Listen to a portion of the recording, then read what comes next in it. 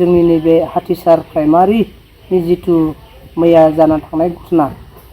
जेराव जोंनि हाथिसार primary BPF अफिसखौ दिनैहाय UPPLआ गावसिनि अफिस खालामना लाबाय। बिनि गुदि जाहोननि बिसय बिथांमोना जोंखौ उदिस लाफैदों आरो बिनि थाखायनो जों दिनै बे मिडियानि थ्रुयै फोरमायनो थाखाय सानदों। जों जाहैबाय मैया हाथिसार जिथु जोंनि प्राइमारियाव फैनानै रनजित बसुमतारी सार EM जोंनिनो BTCनि बे बिथाङा मैया फैनानै बुंफैदों दे हाथिसार प्राइमारिखौ जिथु BPFनि प्राइमारि अफिसमोन बेखौहाय UPPL प्राइमारि अफिस बानायबाय आरो BPF प्राइमारिखौ बिसोरो UPPL प्राइमारि बानायनायजों लोगोसे बिथाङा बुंदों दे हाथिसारावहाय BPF मा गैला, डिस्ट्रिक्टआवबो BPF मा गैला, जिर' जाबाय, दा दिनैहाय गासिबो UPPL जाजोब्बाय होननानै बिथाङा बेबायदि फोरमायदों। बेनिखायनो जोङो दिनैहाय प्रेस मिटआव होफैनायनि जाहोना जाहैबाय जे अफिसाखौहाय कामपासारा जिल्ला डिपुटि चिफ बिथाङा दिनै सासे एक्स BLT मोन आरो एक्स BLT जानानै बिथाङा हाग्रामा सारजोंनो बिसोरो मोनसे दल संगठनमोन। बिथांमोना आन्दलन खारिबोदों। आन्दलन खारिबोनानै बिथांमोना जोबोद खस्थ'जों बे BTC आकर्डखौ खालामनानै बिथांमोना 2005 निफ्रायनो इलेक्सनखौ कामपासारा बेयाव खेबथाम देरहादों। बे हाथिसार प्राइमारिनि जिथु पाब्लिक रायजो राजाफ्रा अननानै बिथांखौहाय भट होबाय थानानै दिनैसिमबो रेकर्ड गैया जे काउन्सिलावहाय BPF मा नैबे जोंनि हाथिसार प्राइमारियाव जेननाय। बेनो जाहैबाय कामपासारखौ मोजां मोननानै जोंनि बे हाथिसार एरियाया BPFआवहाय सापर्ट होनानै बेखौहाय देरहाहोबाय थादोंमोन आरो बेखौ नुनानैनो बिथाङा दिनै हाथिसार प्राइमारिनि जिथु हा लानाय अफिस खुलिनाय बिथाङा गावनो बायनानै होदोंमोन बेयो अफिसनि नामाव थाथों होननानैहाय। दिनैहाय बिथाङा पार्टिखौ गारना थांनाय लगे लगे बिथाङा मा जाबाय, बिथाङा बे जेनाखि प्राइमारि अफिसनि हाखौ बायदोंमोन बेखौनो गाव लाखिनो थाखाय बुंबाय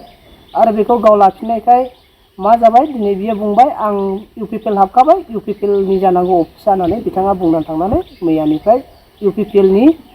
जिथु पार्टि बिथांमोना EM खौ लानानै बे प्राइमारिखौ बिसोरो UPPL प्राइमारि खालामबाय। दा बेयावहाय जों बुंनो थाङो बेफोरबायदि खालामनायखौ जोङो बिराद दुखु मोनदों। जेराव खाम्फाखौ एफा अननानै दिनैसिम पाब्लिकफ्रा BPFआव गाबथानानै दं, सुंथानानै दं। जेराव कामपासारा गावनि जिथु दुखु खस्थ'नि गेजेराव एबा गावनि सायथ'आव जुदि पार्टि सोलायदोंब्लाबो दिनैसिम जोंनि दादगारियाव जों नुनो मोनगोन गोबां BPF सापर्टार पाब्लिकफोर दङ। दिनै जोङो जानो हागौ मिडियायाव गोबां मानसिफ्रा नुजाफैनो हायाखै, मानो होनब्ला बयबो गावबागाव खामानियाव बेस्थ' जानानै दं। थेवब्लाबो जोङो प्राइमारिनि आं सासे जेनेरेल सेक्रेटारि गोदानैनो गायसनजानाय हिसाबलाय आरो प्राइमारिनि भाइस प्रेसिडेन्टफोर दं, नै दैदेनगिरिफोर मेम्बारफोर दंजोबखायो जोंनो। दा जोङो साथाम साब्रैजों ज' जानानै जों बेखौनो क्लारिफिकेसन होनो नागिरदों जे फेरेंगासार बाथ्रा बुंलांनाय बाथ्राया नंखाय। मानो होनब्ला बियो जुदि 2025 बे इयाराव इलेक्सन गेलेनानै देखायनानै जुदि बेयावहाय BPF मा देरहायो ना UPPLआ देरहायो बेखौ नायग्रोथों। बेनि उनावसो बिथाङा बुंनो हागोन बहाय BPF मा जिर' जाबाय होननानै। दिनैहाय जोङो इलेक्सनाव गेलेयाखै आरो इलेक्सननि रिजाल्टखौ जुदि नोंथांमोना नायोब्ला थांनाय 2020आव इलेक्सनाव जे जादों बे इलेक्सननि रिजाल्टखौ नायोब्ला UPPLआ 270 भटआवहाय BPFजों बेयाव जेनदों आरो थांनाय MP इलेक्सनखौ रिजाल्टखौ नायोब्ला UPPLआ 480 भटआव जेनदों। होमब्ला मा जादों, BPFनि भटआ बांसिनसाव बांसिन बांदों, बांसिनसाव बांसिन बांदों आरो नैबे बाराव फैगोनाव 2025 सेप्तेम्बरनि जिथु BPF BTC बिसायख'थि जानो थांगासिनो दं, बिथांमोनखौ जों खोथा होयो बेयाव बिसोरो 1500नि भटआव जेननो हागौ BPFजों बे जोंनि हाथिसार प्राइमारियाव। दा जोङो प्राइमारि अफिसखौहाय जों बेखौनो सानबाय जे बिथांमोना जुदिबा लादोंब्लाबो जोङो BPFनि जानानै जों दुखु फोरमायदों। मानो होनब्ला खाम्फाखौ अननानै जुदि पाब्लिकफ्रा एफा थोम्स मोनथाम गाहाम देरहा होबाय, थोम्स मोनथाम देरहा होनायावहाय खाम्फायाखौ मा देखायदों जोंनि पाब्लिकफ्रा अननाय आरो ग्रेटिट्युड देखायदोंमोन। दिनै बिथाङा बे सामायन' हाखौ बियो गावनि नामाव खालामना लानानै लांबाय। दा गावनि खोथा, पाब्लिकफ्रा बेखौ नुगोन, बेखौ पाब्लिकफ्रा सानगोन बे लिडारा माबायदि लिडार होननानै। दा गावसोर मिथिजागोन आरो बेयाव नायबिजिरना पाब्लिकफोर खालामगोन आरोखि। जोंनि BPF प्राइमारि अफिसखौ जुदि UPPL लादों होननानैथ' जोङो प्राइमारि अफिस गोदान खालामफिननो हाया बे नङा। जोङो गोदान अफिसखौ जों खालामगोन आरो जोङो दिनैहाय हाथिसाराव BPF मा दुरबल नङा। जों थासान्दियाव जोङो BPFखौहाय जों फोथांगोन आरो BPF खौ फोथांनायनि मेन उद्देश्यआनो जाहैबाय जेराव खाम्फा सारानो बुंदों BTC आखना जाहैबाय सोरगो BTR आखना जाहैबाय नोरोग दिनै जोङो सोरगोनि बुस्थुखौ लानानै जोंबो दावहाखौ नांगोन आसे BPF पार्टी जानानै आरो जोंजों गोबां सेंग्राफोर दं गोबां जाथिनि जनगोष्ठी सेंग्राफोर दं लाइमोनफोर दं बोराय बुन्थु दं गासैबो जोंजों खौसे मदद होगोन दा बावैसोनि उनाव जोङो प्राइमारि अफिस मोनसे मुखुलि खालामफिननायनि उनावनो जोङो लाहार फाहारखौ खालामसिगोन आरो जोङो बे BTC खौ बासायनो थाखायसो जों नैबे हाथिसार प्राइमारिखौ नांगौ BPF नि जानानै जोङो फोथांना दोनबाय थागोन दिनै जों रनजित बसुमतारी सार EM BTC नि जेराव बे बिथांनि बिषय जों फंनैसो बुंनो सानदों जोंनि 14 दुवाराव रनजित सारा दे बुंबाय BPF आ 0 थांबाय दिनैहाय रनजित सारखौ जों बेखौनो बुंनो सानबाय जुदि BPF आ 0 जाबायब्ला 14 दुवाराव नोंथाङा UPPL नि दिनै EM नोंथाङा मानो 14 दुवारखौ गारनानै 16 आव गेलेनो थांनो नागिरदों मा निश्चय नोङो बुजिगौ बेयाव BPF आ देरहागोन नों देरहाया बेखायसोना नों खारनो नागिरदों जुदि नोंथाङा BPF खौ 0 होनबायब्ला मानो नोंथाङा 14 आव गेलेया दा जों खोनानो मोन्दों मिडियानि थ्रुयै एबा सोरनिबा स'सनि थ्रुयै जे नोंथाङा 14 आव गेलेलेनो नोंथाङा 16 आव गेलेसिगोन होननानै बेयाव मोननै बुस्थु फोरमायो मोनसेया जाहैबाय नोंनि ससियेल रिलेशनशिप जिथु नों बिल्ड आप खालामनांगौमोन 14 दुवाराव जिथु 14 दुवारनि पाब्लिकफ्रा नोंथांखौ देरहाहोदों दिनै बे ससियेल रिलेशनशिपखौ नोंथाङा निश्चय दोननो रोङाखै जानो हागौ बिनिखायनो नोंथांनि सापर्टारफ्रानो नोंखौ नुब्लानो मा जायो गोसोआव अबहेला जायो जानो हागौ दा बेखायनो जों बुङो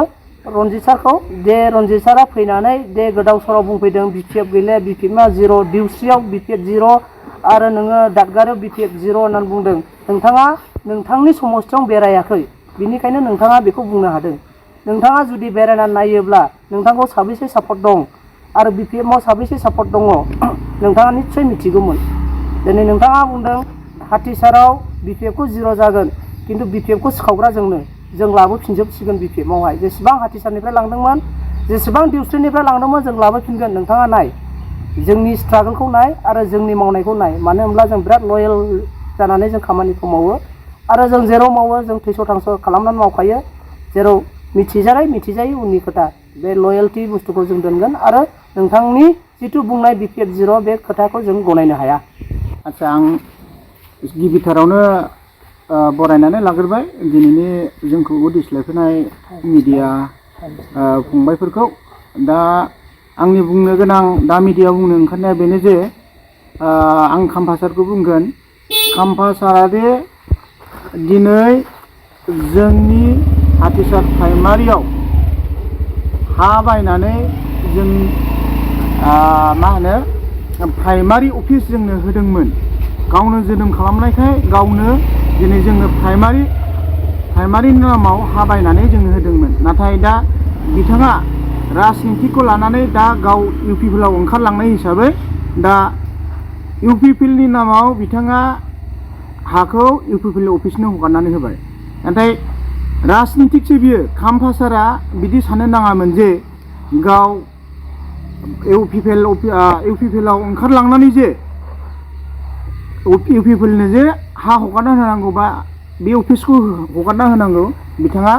बिदि साननो नाङामोन मानो होनना बुङोबा राजनितिक दिनै दं गाबोन गैया बियो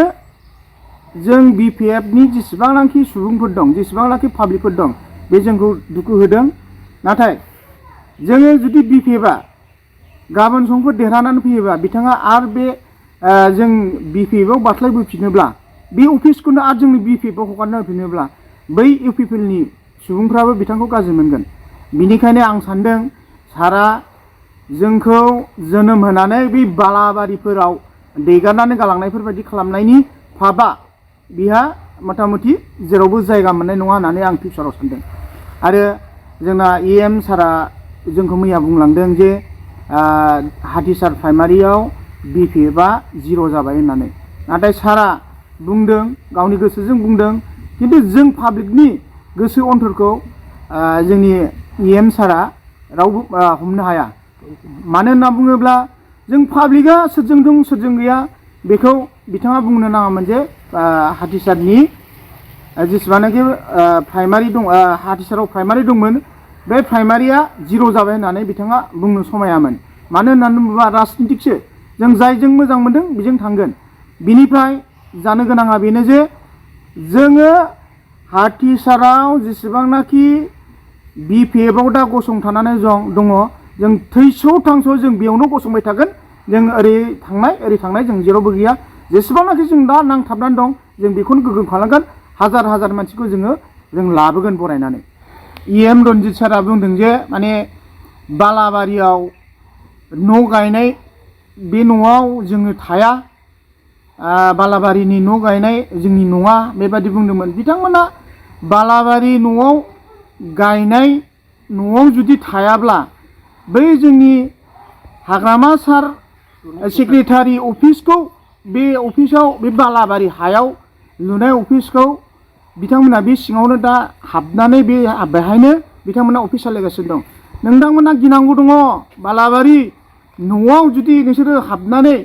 नोंसोरो अफिस सालायोबा बे बोरैबा गोग्लैयोबा नोंथांमोना बिपद दं नोंसोर EM आव थानो मोननाय नङा नोंसोर राजनितिखौ गानो मोननाय नङा बिनिखायनो आं सानदों सार नोंथाङा बा नोंथांमोनहा बे बालाबारि सायाव न' लुनाय सेक्रेटारि अफिसाव नोंथांमोना अफिसखौ खालामाबा मोजां जागौ नोंथांमोनहा दा रलिं सरखार नोंथांमोनानो गुबुन हा बायनानै अफिस गोदान लुनानै नोंथांमोना अफिस सालायोबा जोबोद गोजोनगौ मानो होनबा नोंसिनि जिबनखौ नाय बालाबारि सायाव न' लुनाय सेक्रेटारि अफिसाव नोंथांमोना अफिस खालामबाय थायोबा नै दा बारहुंखा बारनायनि बोथोर सारअन्थाइ गावनायनि बोथोर नोंथांमोना बाव गुलुंबायोबा बिपद दङ नोंथांमोनहा बोरैबाफोर हठाथनो गोग्लैसिन जायोब्ला नोंथांमोना बे पदआव थानो मोननाय नङा बेनिखायनो आं सानदों सारमोनहा बे बालानि सायाव न' लुनायाव मालाबाबो अफिसाव दाजिरायसै दिनैनिफ्राय बा गाबोननिफ्राय आङो नोंथांमोनखौ खावलायदों जोंना बालाबारियाव जोनोम जानाय बालाबारियाव न' लुनो गोरों हाग्रामा सारखौनो जोङो जेरैखि जाया जों 2025आव